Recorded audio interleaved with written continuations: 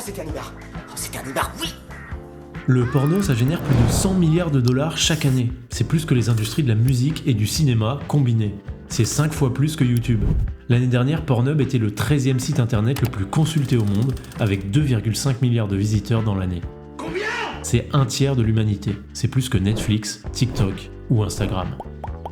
Le sexe, c'est puissant. Chaque nouvelle invention ou progrès technique se fait submerger par cette industrie. Les réseaux sociaux, on pensait que c'était pour se connecter avec ses amis et se donner des nouvelles. En fait, c'est se filmer en contre-plongée en train de faire des squats en legging moulant pour faire du clic. Internet, on pensait que c'était pour partager des connaissances. En fait, on a un tiers du trafic mondial qui sert à visionner du contenu pornographique. Et s'il y a une main qui tient la souris, on sait très bien où est l'autre. Ah, tout de suite des insinuations. Même pour l'intelligence artificielle, on a des grands débats sur son utilisation et son futur, les possibilités semblent infinies. Mais en attendant, l'homme, qu'est-ce qu'il fait? Il l'utilise pour générer des deepfakes d'Emma Watson avec en train de se faire par un... Et ouais, on se refait pas, hein. Rien qu'en France, il y a plus de 20 millions de personnes chaque mois qui consultent un site porno. Et chaque seconde, il y en a 28 000 dans le monde. Il est où le sopalin? Alors ces chiffres, ils sont énormes, mais finalement pas si surprenants que ça. L'homme, c'est rien de plus qu'un animal. Certains diraient même une simple enveloppe ayant pour but la perpétuation de ses gènes. Et pour que nos gènes survivent, il est indispensable qu'on se reproduise. Du coup, notre corps, il est programmé pour sécréter de la dopamine au moment de l'acte sexuel. Et ça, c'est pour récompenser l'effort fourni dans la recherche de partenaires, le processus de séduction, la naissance du sentiment amoureux, et in fine, le sexe qui permet la procréation. Sauf que notre cerveau, il avait pas vraiment prévu Internet, le partage instantané de vidéos et l'accès direct et gratuit à toutes sortes de contenus sexualisés. Donc, qu'est-ce qu'il fait quand on regarde un contenu de ce genre? Il sécrète aussi de la dopamine. À la boulette. Et dans des quantités à peu près similaires. C'est-à-dire qu'il ne fait pas vraiment la différence entre être acteur et spectateur d'un acte sexuel. En gros, il récompense pareil le visionnage honteux d'une scène factice et scénarisée qui aboutit à une giclée de descendance aspirée par le siphon de la douche et l'acte amoureux avec une femme qui va porter fièrement notre progéniture et perpétuer notre lignée. Et ça, c'est un gros problème, parce qu'évidemment, c'est bien plus simple de taper 2 mots et faire 3 clics pour satisfaire son désir sexuel, plutôt que d'aller à la salle, avoir un taf correct, s'efforcer d'être séduisant, puis oser aller taper la discute à des 5 sur 10 en espérant que l'une d'elles soit pas trop farouche et nous octroie un petit moment de promiscuité. Ouais, c'est pas faux. Bon, là c'est le moment où je vous sors quelques stats effrayantes, puis je vous dis que le porno ça dérègle le système de récompense, la vision du sexe, les pulsions, c'est de la gratification instantanée, ça consomme votre énergie, etc. etc. Alors je pourrais dire tout ça, ils ont pas tort tous ces mecs après tout, mais c'est pas le sujet de cette vidéo.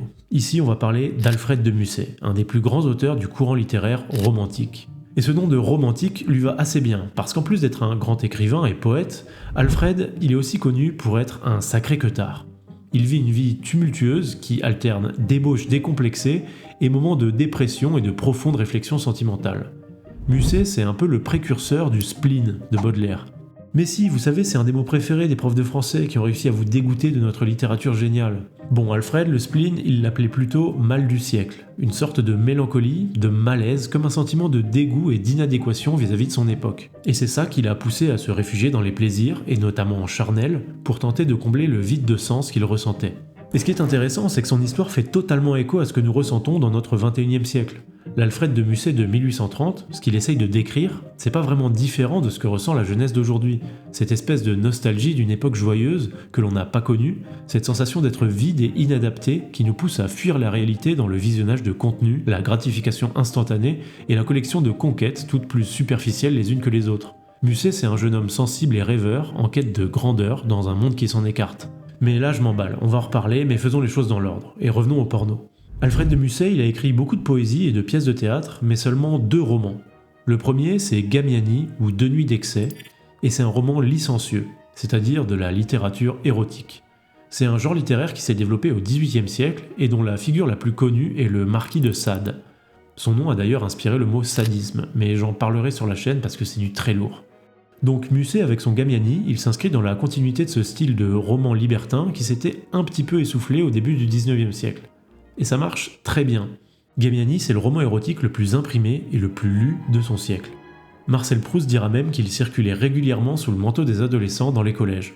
On rigole quand les anciennes générations nous racontent comment il se passait des magazines de sexe à l'école, mais au XVIIIe siècle, on se filait du Alfred de Musset à la cour de récré. Bon, faut dire que ce livre, c'est vraiment du porno. Alors ok, c'est moins cru et équivoque que de voir directement une vidéo sous ses yeux, mais quand même, Gamiani, ça fait 50 pages et c'est 50 pages de sexe. On dirait qu'Alfred, il a fait son stage de 3ème chez Jackie et Michel, parce qu'il s'est pas embêté avec un scénario. Dès la 4ème page, il y a déjà un plan A3 qui se met en place, et ça va continuer tout le reste du roman. Les seuls moments où ils font des pauses, les trois là, bah je vous le donne en mille, c'est pour se raconter leurs histoires de cul respectives. Et ces histoires, faut s'accrocher, hein. Orgie avec des prêtres, mutilation dans un couvent, intervention d'un chien, d'un âne, et même acte sexuel avec un homme pendu, c'est vraiment très imaginatif et même un poil dérangeant. Ou alors je serais un être extrêmement complexe, voire pervers. Alors au premier abord, on peut se dire que ce roman, c'est rien de plus que du porno. Après tout, Musset, il a 23 ans à ce moment-là, il fréquente les milieux libertins, il commence une histoire avec la très ouverte George Sand, et il a culbuté la moitié de la gente féminine de la capitale. Mais en fait, il y a quand même un petit peu de profondeur dans ce livre, si j'ose dire. Au milieu de toute cette débauche, on sent le remords de Musset qui pointe le bout de son nez. Comme si le détachement froid du jouisseur libertin se transformait en un constat amer une fois les ébats terminés. C'est le vrai monde dehors. Et le vrai monde, il va chez le coiffeur. Déjà. Alors, la guitare. En fait, c'est un peu la post-nut clarity du XVIIIe siècle. Vous savez, ce sentiment de dégoût qu'on a souvent juste après avoir fini notre petite affaire. Ouais, t'as même plus envie de poser les yeux sur ta page internet et tu cliques très vite pour la fermer honteusement en te demandant pourquoi tu continues à faire ça. Bah, chez Musset, c'est un peu pareil. Fraîcheur, grâce, jeunesse, la main de l'orgie avait tout sali, tout souillé, tout plongé dans l'ordure et la fange. Plus d'illusions, plus de rêves, point de premier amour, point de douce surprise. Toute une vie poétique de jeune fille, à jamais perdue. La contradiction entre un idéal de pureté et un abandon à la débauche, c'est un peu ce qui caractérise l'œuvre d'Alfred de Musset, et aussi sa vie. Il galère à comprendre les femmes, il est confronté aux douleurs de l'infidélité, il tente de s'oublier dans les plaisirs, et devient en fait esclave de ses propres sens, et finalement plus malheureux qu'avant. La fin de Gamiani, ou 2 nuits d'excès, c'est un dernier acte sexuel, encore plus violent que tous ceux décrits avant, qui se termine par la mort de la jeune fille du trio infernal. Le plaisir est comme certaines substances médicales. Pour obtenir les mêmes effets, il faut doubler les doses. Et la mort, ou l'abrutissement, est contenu dans la dernière. Finalement, Gamiani, sous couvert de pornographie obscène et crue, laisse entrevoir tous les tourments d'Alfred de Musset et pose les bases de son 2e roman, La confession d'un enfant du siècle. Il écrit ce roman 3 ans après Gamiani, et le contexte est différent. Il s'est rendu compte que George Sand le trompait allègrement, il s'est essayé à l'amour, puis au plaisir, et il se sent toujours aussi vide. La confession met en scène le personnage d'Octave, mais en fait c'est quasiment autobiographique. Octave, c'est le portrait craché d'Alfred. Le roman, il commence sur une description épique des épopées de Napoléon.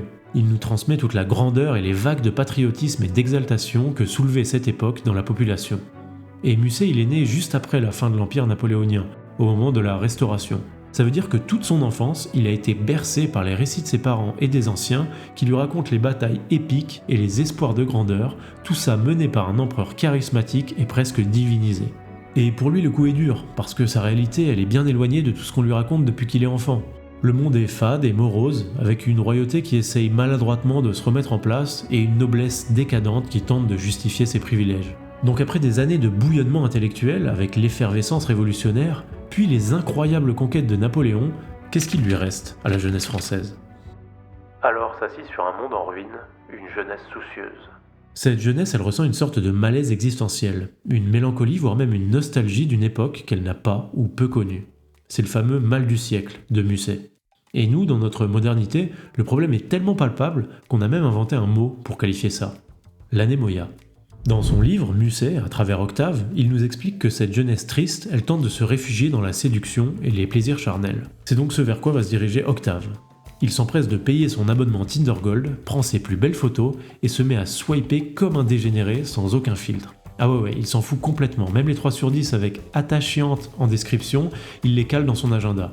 Octave se mêle à la jeunesse parisienne débauchée qui tente d'échapper au mal-être moral par le rêve, l'alcool, le sexe et la drogue. Et ça, sans surprise, ça lui fait pas du bien. Il se rend compte que le plaisir charnel sans sentiment, c'est artificiel. Ça fait de lui une machine froide qui n'arrive même plus à profiter de la beauté d'une femme. Il se rend compte que ses activités et ses fréquentations ne font qu'empirer les choses. Ce n'est qu'un éternel recommencement qui agrandit à chaque fois ses peines. Octave va donc arrêter ses petites escapades, s'isoler à la campagne et partir sur un petit arc dev perso, coaching lifestyle, alimentation protéinée plus douche froide qui va lui faire énormément de bien. Mais pour un temps seulement, parce qu'assez vite, il va retomber amoureux et assez vite, il va à nouveau être déçu. Et son malheur va revenir.